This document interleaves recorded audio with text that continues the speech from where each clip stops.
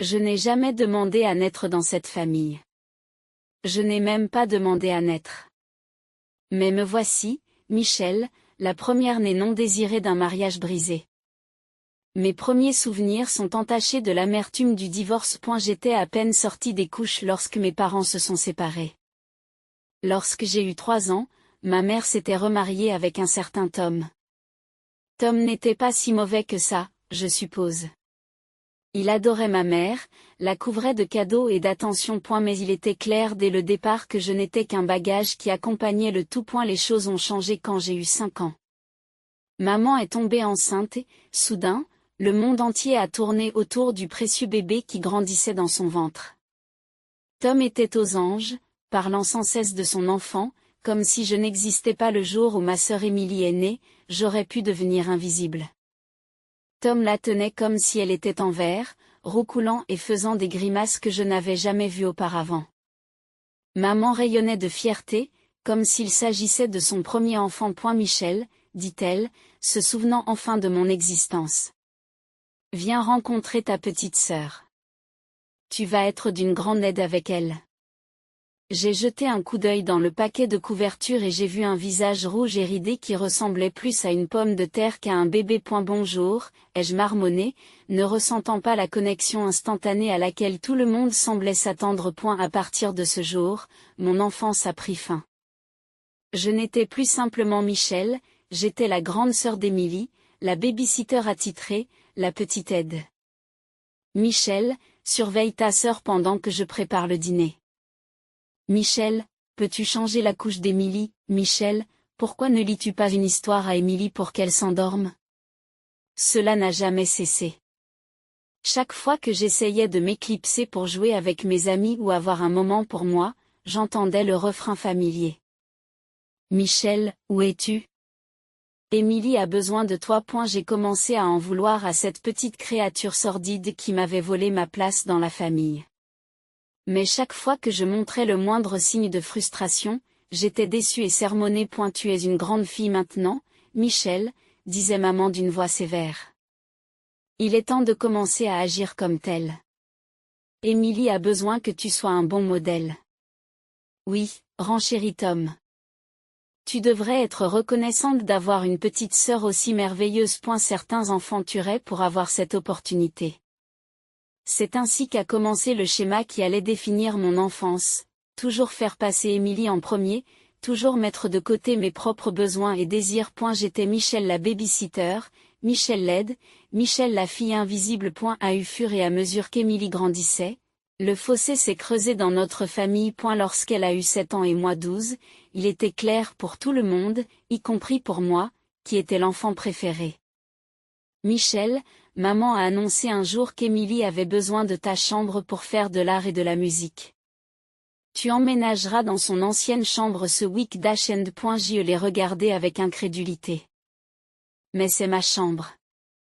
Je l'ai depuis que je suis toute petite. Tom est intervenu, la voix condescendante. Michel, tu es assez grande pour comprendre. Émilie a besoin de plus d'espace pour ses loisirs. Son synthétiseur et son chevalet prennent beaucoup de place. Et mes affaires? J'ai protesté toutes les semaines. Où vais-je mettre mes livres? Tu vas y arriver, m'a interrompu maman. Les talents d'Émilie ont besoin d'être cultivés. Tu veux soutenir ta sœur, n'est-ce pas? C'était encore la culpabilisation, l'attente que je sacrifie tout pour Émilie sans me plaindre. Je me suis mordu la langue et j'ai hoché la tête, luttant contre les larmes. Le déménagement n'était qu'un nouveau coup porté à mon sentiment d'appartenance déjà fragile. Émilie, bien sûr, était ravie. Elle se pavanait dans sa nouvelle chambre spacieuse, me souriant tandis que j'entassais mes affaires dans le minuscule espace qui était le sien. Au fur et à mesure que nous vieillissions, le traitement de faveur d'Émilie devenait de plus en plus flagrant. Elle savait qu'elle pouvait s'en tirer à bon compte, et elle en profitait pleinement. Un jour, je l'ai surprise en train de voler de l'argent dans le portefeuille de Tom. Émilie, ai-je sifflé. Qu'est-ce que tu fais? Elle s'est contentée de sourire et d'appuyer un doigt sur ses lèvres. Ne fais pas ta moucharde, Michel. Plus tard dans la soirée, l'enfer s'est déchaîné lorsque Tom a découvert l'argent manquant. 20 $, s'écrie-t-il. Qui a pris 20 $ dans mon portefeuille? J'ai vu les yeux d'Émilie s'écarquiller et paniquer, mais avant que je ne puisse dire quoi que ce soit, elle s'est empressée de dire « J'ai vu Michel près de ta chambre tout à l'heure. » Tous les regards se sont tournés vers moi. Je n'ai rien vu, balbutiai-je, mais Émilie me coupa dans mon élan. Vérifie son sac à dos, suggéra-t-elle, la voix empreinte d'une fausse inquiétude. À ma grande horreur, Tom s'est approché et a ouvert mon cartable d'un coup sec. Et là, dans une poche latérale, il y avait un billet de 5 $. Michel, s'est exclamé maman. Comment as-tu pu? Je ne l'ai pas pris. J'ai pleuré, réalisant trop tard ce qu'Émilie avait fait. Je le jure, ce n'était pas moi. Mais mes protestations sont tombées dans l'oreille d'un sourd.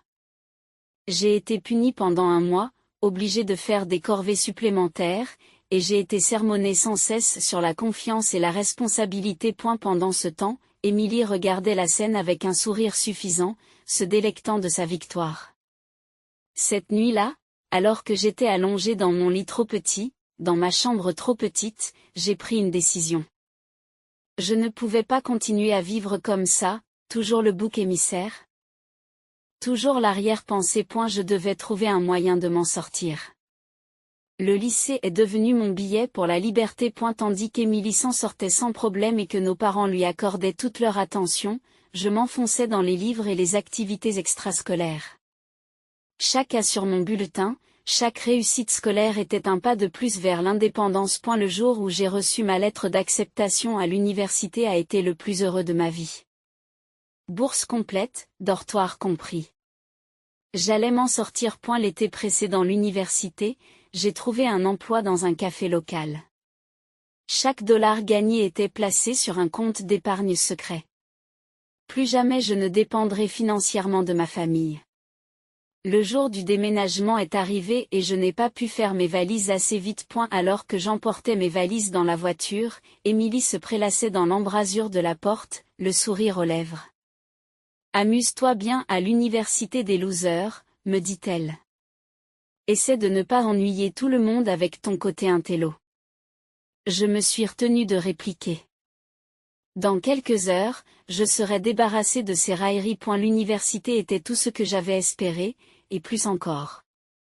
Pour la première fois, j'étais jugée sur mes propres mérites, et non pas constamment comparée à ma sœur. Je me suis jetée à corps perdu dans mes cours, déterminée à tirer le meilleur parti de cette opportunité. Mon programme de gestion des ressources humaines était difficile, mais fascinant. J'ai adoré apprendre le comportement organisationnel, l'acquisition de talents et la résolution de conflits. Paradoxalement, ma famille dysfonctionnelle m'avait donné beaucoup d'expérience dans ces domaines. Entre les cours et les études, j'ai gardé mon emploi dans un café près du campus. Le travail était épuisant, mais chaque paie me semblait une victoire. C'était mon argent, gagné grâce à mes propres efforts. Les vacances étaient difficiles. J'y rentrais à la maison pour trouver Émilie au centre de l'attention, comme toujours. Elle était au lycée et excellait apparemment dans sa vie sociale, sinon dans ses études. Michel, disait maman, la voix dégoulinante d'une fausse joie. Pourquoi ne nous parles-tu pas de l'école? Des garçons dans ta vie? Je leur donnais le strict minimum d'informations, comptant les heures jusqu'à ce que je puisse retourner sur le campus. Ma vraie vie, mon vrai moi, était là maintenant. Le jour de la remise des diplômes est arrivé sans que je m'en rende compte. Alors que je me tenais debout avec mon chapeau et ma robe, mon diplôme à la main, j'ai ressenti un élan de fierté. J'avais réussi. Malgré tout, j'avais réussi. Et ma famille était là, un peu dépaysée au milieu de la foule en fête. Émilie a levé les yeux au ciel pendant la cérémonie. Mon Dieu, c'est ennuyeux, murmura-t-elle. On peut aller manger maintenant, je l'ai ignoré, posant pour des photos avec mes colocataires et mes professeurs préférés. Ce sont eux qui m'ont soutenu, qui ont vu mon potentiel. Ils étaient maintenant ma vraie famille. Fraîchement sortie de l'université, j'ai décroché un emploi de responsable des ressources humaines dans une grande entreprise. En parcourant les annonces d'appartements, j'ai eu le cœur serré. Même les plus petits studios étaient hors de portée de mon budget. Michel, m'a dit maman lors d'un de nos rares appels téléphoniques, pourquoi ne pas rentrer à la maison? Jusqu'à ce que tu te remettes sur pied. Tu n'auras pas à payer de loyer, tu pourras juste aider un peu à la maison. J'ai accepté en dépit de mon bon sens. C'était censé être temporaire, jusqu'à ce que j'économise suffisamment pour avoir mon propre logement. J'aurais dû m'en douter. Dès que j'ai réintégré la maison, c'était comme si je n'étais jamais partie. Émilie était toujours l'enfant chéri, elle était maintenant à l'université. Entièrement payée par nos parents, bien sûr. Moi, par contre, j'étais redevenue Cendrillon. Michel, tu peux commencer le dîner? Nous sommes affamés, disait maman dès que je rentrais du travail. Michel, la salle de bain a besoin d'être nettoyée, annonçait Tom, sans prendre la peine de lever le petit doigt. Je rentrais à la maison épuisé par une journée de travail, et je devais faire face à des heures de cuisine et de nettoyage. Pendant ce temps, Émilie se prélassait sur le canapé, faisait défiler son téléphone et se plaignait de la dureté de sa vie. Je me suis mordu la langue si souvent que je suis surpris qu'elle ne soit pas tombée. Ce n'était pas ce que j'avais accepté, mais chaque fois que j'essayais de protester, maman me rappelait que je vivais ici sans loyer. C'est alors qu'est arrivée la bombe. Émilie, à peine entrée en 2e année, a annoncé qu'elle allait se marier. Avec un homme qui a 10 ans de plus qu'elle, rien de moins. N'est-ce pas romantique, s'est-elle exclamée en exhibant son énorme bague en diamant. Jason a tellement de succès. Il dit que je n'ai même pas besoin de finir l'université. Je regardais, incrédule, nos parents s'extasier devant Émilie et son fiancé. Ils se sont lancés à corps perdu dans l'organisation du mariage, ne lésinant pas sur les moyens. Je ne pouvais m'empêcher de me demander s'ils seraient aussi généreux s'il s'agissait de mon mariage. Mais bien sûr, à leurs yeux, j'étais destinée à être la fille perdue, trop concentrée sur son travail pour trouver un homme. Le mariage fut une affaire somptueuse. Je me tenais aux côtés d'Émilie en tant que demoiselle d'honneur, affichant un faux sourire en regardant mes parents rayonner de fierté. C'était tout ce qu'ils avaient toujours voulu pour leur fille préférée. Après une lune de miel aux Maldives, un autre cadeau de nos parents. Émilie et Jason ont emménagé dans un appartement loué. Je pensais que les choses s'amélioreraient à la maison sans la présence constante d'Émilie. Je me trompais. Quelques mois plus tard, Émilie s'est présentée sur le pas de notre porte, rayonnante de nouvelles. Je suis enceinte, a-t-elle crié. Tandis que mes parents se réjouissaient, j'ai senti un nœud se former dans mon estomac. D'une manière ou d'une autre, je savais que cela finirait par compliquer encore plus ma vie. Bien sûr, au cours des mois suivants, j'ai dû aider Émilie à préparer l'arrivée du bébé. Les courses, les rendez-vous chez le médecin, l'aménagement de la chambre d'enfant, tout cela en plus de mon travail et des tâches ménagères. Lorsque mon neveu est né, Émilie et Jason étaient constamment chez nous. Plus de dégâts à nettoyer, plus de bouches à nourrir. N'est-ce pas merveilleux? A dit maman en berçant son petit-fils. Notre famille s'agrandit. J'ai regardé le chaos, les jouets éparpillés, la vaisselle empilée dans l'évier, mes papiers de travail mis de côté pour faire de la place à l'équipement de bébé. Ce n'était pas ma famille, pas vraiment. Et ce n'était certainement pas ma vie. Un an s'était écoulé depuis la naissance du fils d'Émilie. Je m'étais installée dans une routine, conciliant mon travail et les innombrables tâches ménagères. Ce n'était pas l'idéal, mais je faisais en sorte que ça marche. Puis vint le dîner qui allait tout changer. Michel, dit maman, le ton inhabituellement sérieux. Nous devons discuter de quelque chose. Ta sœur revient à la maison avec Jason et le bébé. Ils n'ont plus les moyens de payer leur appartement. J'ai attendu que l'autre chaussure tombe. Cela n'a pas duré longtemps. Nous avons besoin que tu déménages, a dit Tom sans embâge. À la fin de la semaine, la fourchette m'a échappé des mains. Quoi? Mais où suis-je censée aller? Tu es une femme adulte qui a un travail, m'a dit maman avec dédain. Tu te débrouilleras. Et la colère, chaude et féroce. bouillonnait en moi. Pourquoi est-ce que c'est toujours à propos d'Émilie? J'ai explosé. Pourquoi la choisis-tu toujours à ma place? Ne sois pas égoïste, Michel, a répliqué Tom. Ta sœur a une famille à charge. Tu es seule. Tu peux te débrouiller toute seule. Égoïste? Je répète, incrédule. Je n'ai fait que me sacrifier pour cette famille pendant des années. Les yeux de maman se sont rétrécis. Eh bien, nous n'aurons plus besoin de tes sacrifices. Ni de tes services en tant que bonne, d'ailleurs. En quelques jours, j'ai préparé mes affaires. Il n'y avait pas grand-chose, la plupart des meubles appartenaient à mes parents. Les larmes coulaient sur mon visage tandis que je traînais mes valises jusqu'à ma voiture, mais je refusais de les laisser me voir craquer. En partant, j'ai aperçu la voiture d'Émilie qui s'arrêtait dans l'allée. Elle m'a fait un petit signe de la main, son expression était un mélange de triomphe et de bonheur. J'ai trouvé un petit appartement à l'autre bout de la ville, à peine plus qu'un studio. C'était tout ce que je pouvais me permettre en si peu de temps. Alors que je déballais mes modestes affaires, un étrange sentiment de paix m'envahit. Pour la première fois de ma vie, j'étais vraiment seule. Les jours se sont transformés en semaines. Je me suis jetée à corps perdu dans mon travail, déterminée à prouver que je pouvais m'en sortir seule. Et à ma grande surprise, j'ai découvert que j'étais plus heureuse que je ne l'avais été depuis des années. Je n'avais personne à nettoyer, personne pour qui cuisiner, personne dont je devais faire passer les besoins avant les miens. 2 années se sont écoulées dans un tourbillon de travail acharné et de dévouement. Mes efforts ne sont pas passés inaperçus. J'ai été promue responsable en chef du recrutement, un poste qui s'accompagnait d'une augmentation de salaire significative et de beaucoup plus de responsabilités. J'ai déménagé dans un appartement plus agréable, plus proche de mon lieu de travail. Et je l'ai meublé avec des meubles que j'avais choisis moi-même. Je n'ai pas fait de compromis. Juste mon style, mon espace. J'ai eu l'impression d'être libre. J'avais enfin trouvé la paix, loin du drame constant de ma famille. Puis, sans crier gare, mon téléphone a sonné. Le nom d'Émilie s'est affiché sur l'écran. Michel, sa voix était douce et sirupeuse.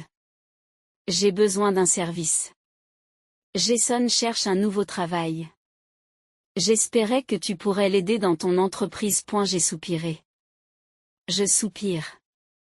Ce n'était pas une visite de courtoisie après tout. Je peux y réfléchir, dis-je prudemment. Mais je ne peux rien promettre. Lorsque le CV de Jason a atterri dans ma boîte de réception, j'ai fait preuve de diligence. J'ai trouvé quelques postes de débutants qui correspondaient à ses qualifications et je les lui ai transmis. Ces postes sont indignes de moi, s'est moqué Jason lorsque je l'ai appelé pour discuter des possibilités qui s'offraient à lui. Tu n'as rien de mieux à proposer? Je me suis retenu de répliquer. Voici les postes disponibles qui correspondent à votre expérience. C'est à prendre ou à laisser. Il l'a laissé. Quelques semaines plus tard, j'ai appris par la rumeur du bureau que Jason avait décroché un poste confortable chez notre plus grand concurrent. En tant que directeur des ventes, rien de moins. J'ai failli m'étouffer avec mon café lorsque j'ai appris la nouvelle. Comment est-ce arrivé? Me suis-je déité? Il n'a pas fallu longtemps pour le découvrir. Maman l'a laissé échapper lors d'un de nos rares appels téléphoniques. Oh, ton père a tiré quelques ficelles, a-t-elle dit avec désinvolture. Il connaît quelqu'un au sein de leur conseil d'administration.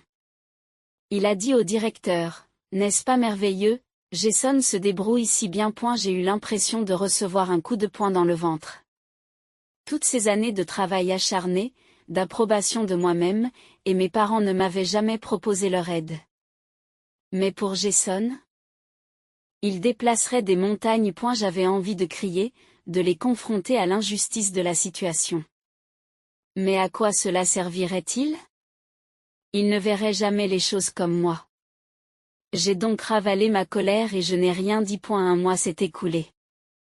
Je me suis plongé dans mon travail, essayant d'oublier Jason et le favoritisme flagrant de ma famille. Puis vint l'appel qui allait tout changer. Michel, la voix de Jason était basse, conspiratrice. J'ai besoin de ton aide pour quelque chose. De quoi s'agit-il? Demandai-je, méfiante. J'ai besoin d'informations. Des listes de clients, des détails sur les prix. Vous savez, les bonnes choses. J'ai senti le sang se retirer de mon visage. Vous me demandez de voler des informations confidentielles, allez, ce n'est pas du vol, me cajolait-il. C'est juste du partage. Entre membres d'une même famille.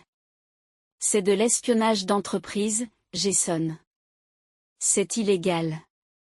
Il a ri, comme si j'avais raconté une blague particulièrement drôle.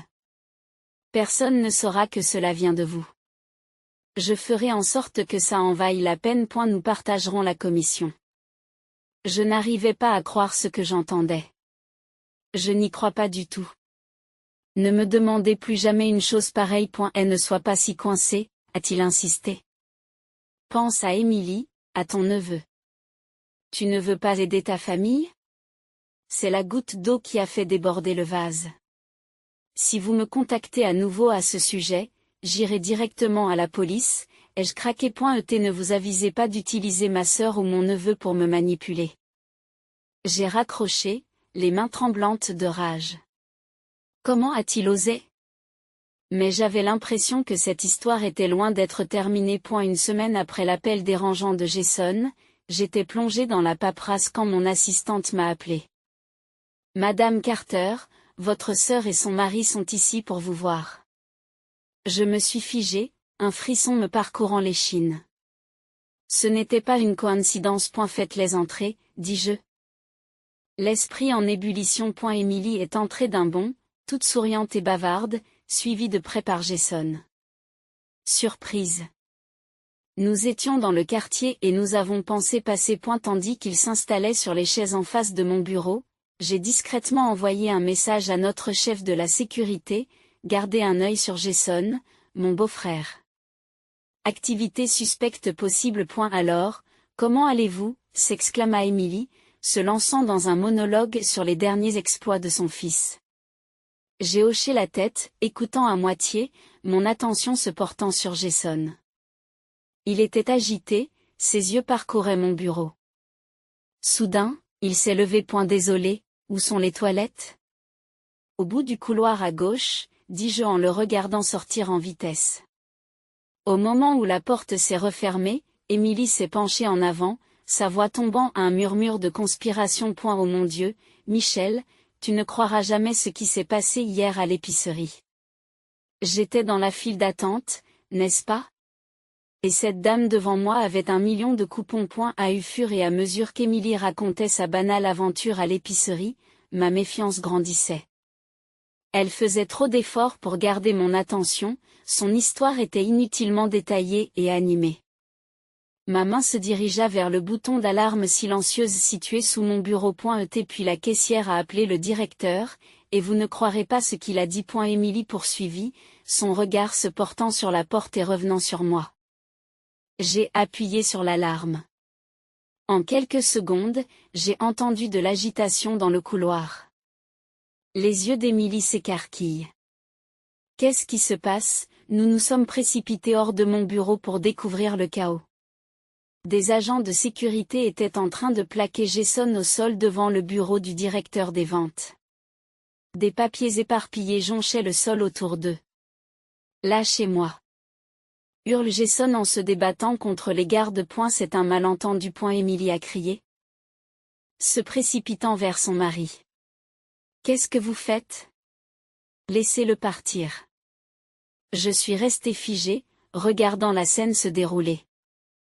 La police est arrivée quelques minutes plus tard, prenant les dépositions de toutes les personnes impliquées. Je leur ai tout raconté, l'appel téléphonique de Jason, sa demande d'informations confidentielles, mes soupçons concernant la visite d'aujourd'hui. Le lendemain matin, j'ai été convoquée dans le bureau du directeur.